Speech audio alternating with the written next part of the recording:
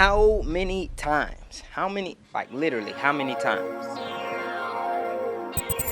This is the project preparation equipment checklist. Hey, look, let me ask you something. How many times have you been at a shoot and realized you forgot something? A lot. My go-to is always my project preparation and equipment checklist. And being a media professional and content creator, a checklist has helped me literally realize that I need to stay organized and ensure every shoot is properly prepared for. And guess what? You can download this checklist for free in the link today. So in the description, you can go download that checklist. Let's get into it. All right, so the checklist is broken down into different segments and different parts. And the first part we're going to talk about is your pre-shoot planning.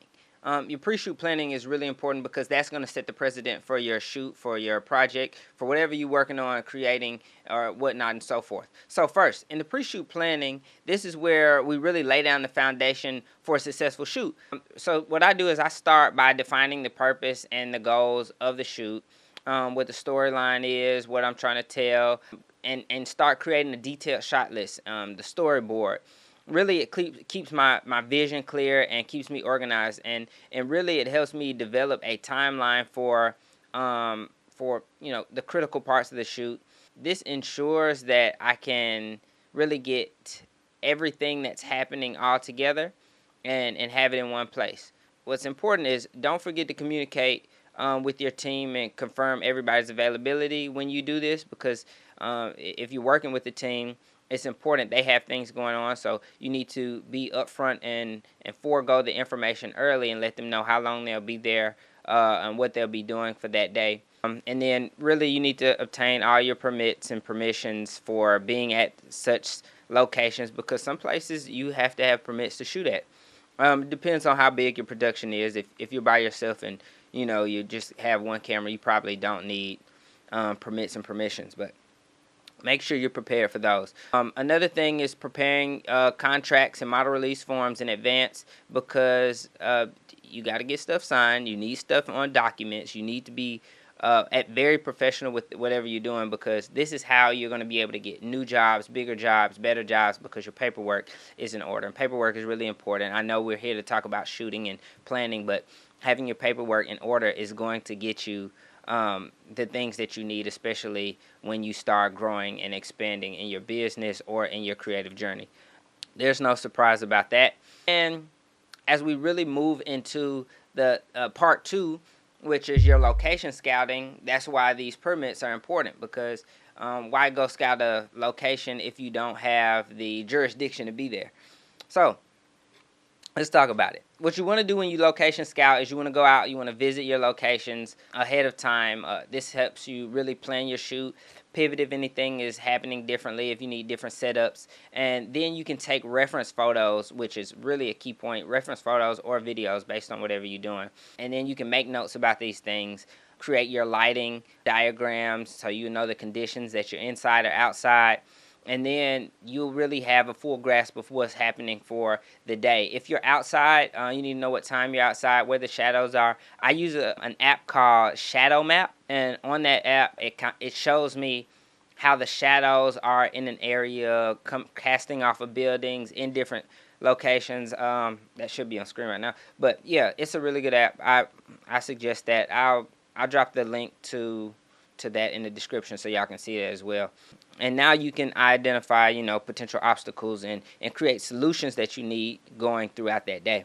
Now, once you've confirmed the locations of availability, you need to see if there are any fees associated with it, because a lot of places, ask for you to leave if you don't have a permit or if you haven't been authorized to be there. So, and that's typically really nice locations that don't have a bunch of people moving around, because they're really nice locations, or they might be private property. So think about that in advance.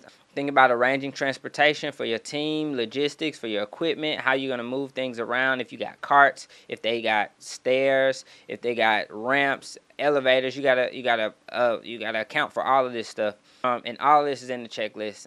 If you've already gone ahead and downloaded it, pull it up right beside this video so we can walk through it together. All right, so the next section is gear preparation. Everybody loves gear, and this is the part that is the most fun, but you often forget things. So in this gear preparation, with this being such a critical step because you don't want to forget anything, I start really by doing cleaning and inspections on my cameras, my lenses, making sure all my batteries are charged. I got all my extra cables. You don't want to run into a period in your shoot where you don't have your memory cards formatted. You make sure you want to bring spares of memory cards, batteries. Always have extra, because some days some shoots go overtime, and sometimes maybe you shot more, or maybe you left a camera on and it continued recording. So remember that, because you could run out of space. Get your tripod, your stabilizers, monopods, whatever you need. All this is in the checklist, and gather all your necessary filters, lens hoods, everything you need to be prepared for this shoot. And sometimes you always miss an element because you didn't have a checklist. You thought you had it all, but you didn't have what you needed because you weren't going by the checklist. I know for a fact this checklist is really about to help you, because it's really helped me. But I got a quick PSA for you. I want to take this moment and tell you about another incredible resource that has been helpful for me and over 35,000 other photographers. It's called PPA. PPA stands for Professional Photographers of America. So just a little bit of backstory. PPA has been the go-to organization for photographers since 1868 for a good reason.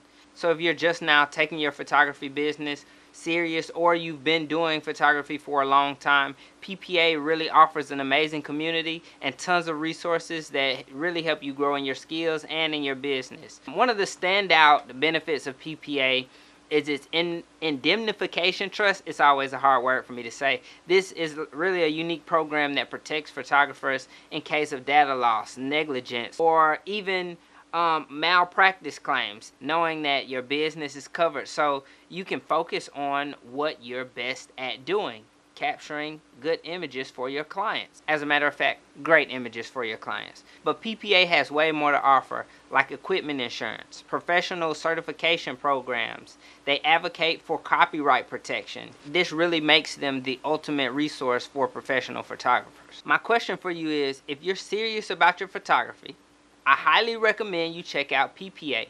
Plus, I got an offer for you.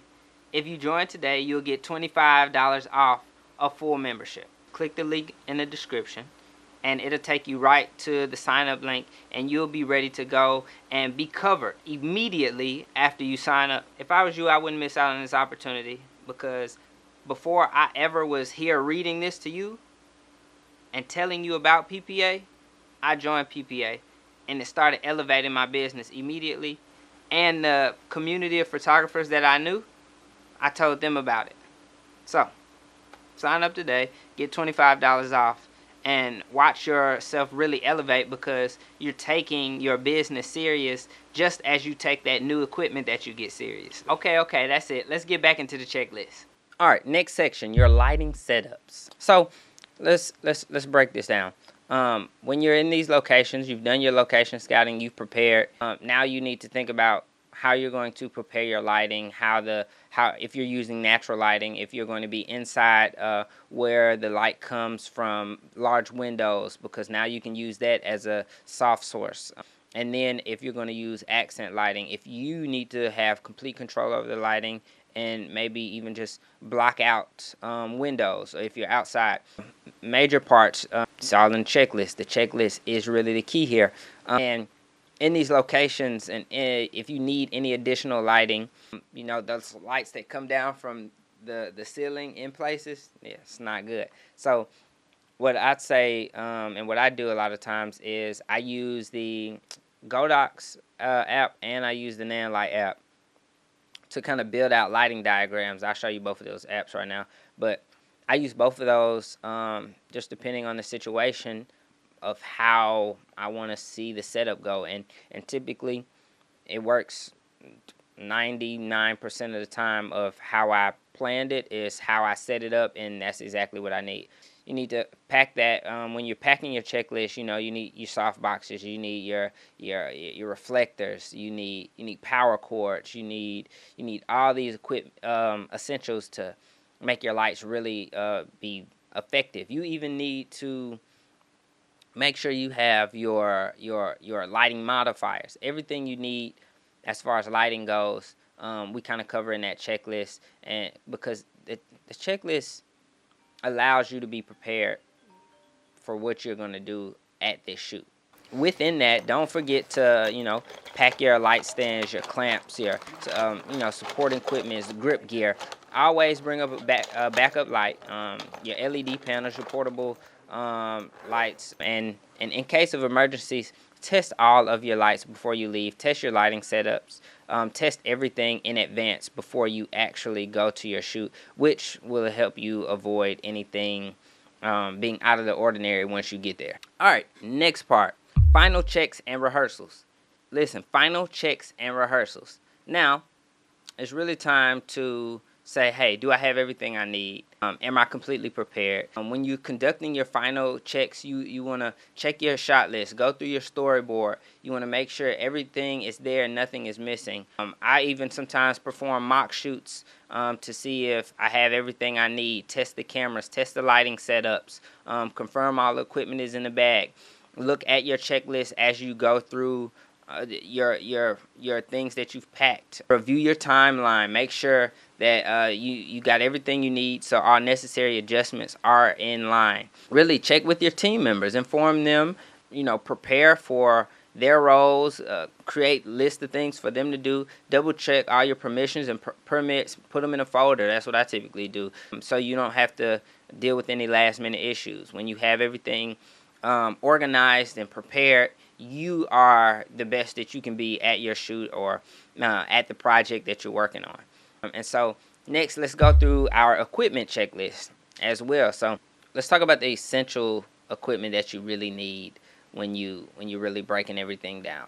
Of course, you need your cameras, your lenses, your memory cards, your battery chargers, your tripods, your lighting, pack soft boxes, reflectors, LED panels, light stands, extension cords. Don't forget your audio equipment, and that includes things like your microphones, your audio recorder, your headphones, any necessary cables, XLRs. And this is important. Finally, in that, you want to get your miscellaneous things together, such as your gaff tape, your cleaning kit, your lens cloth, your light meters, your color checkers.